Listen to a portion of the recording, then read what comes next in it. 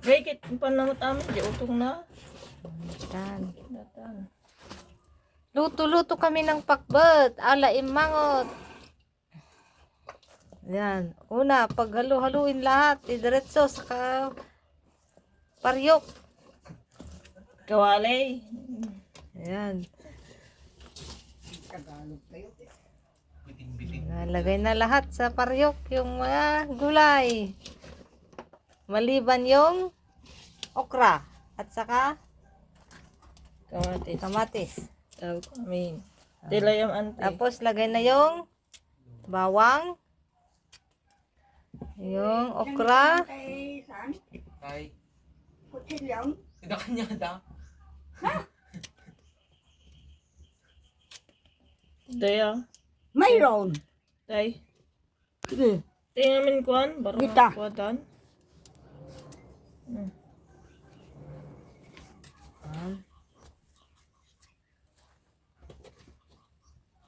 native pakbet.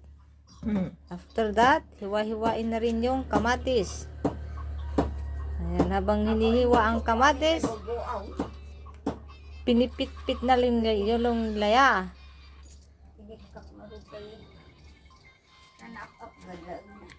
Ni kabul ko madamtama. Ayan, hiwa-hiwain yung kamatis. Depende sa gusto mong laki. Ayan, pinipit-pit na rin yung laya. This is native pakbet. Nilagay na yung luya. Pagsama-samahin lang lahat.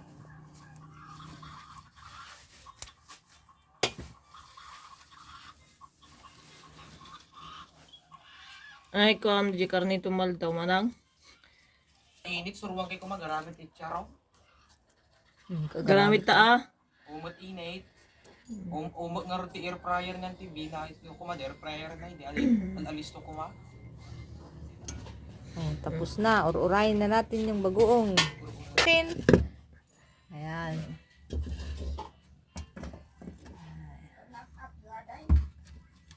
Kaluban mo muna para hindi pumunta yung kaluban mo. Special yung takip namin na may murdong-murdong ng anguyam. Kayo? Ayan, oh. Ganito sila kami magluto dito sa Ilocos. Ayan. Ibalbalin lata.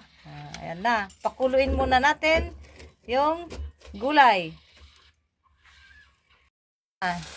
Yung pakbat ni Mangot. Ilalagay na natin yung native bagoong. Only here in Ilocos. Ayan na. At talaga. I-ikon doon lang tan. I-clear mo tawa na.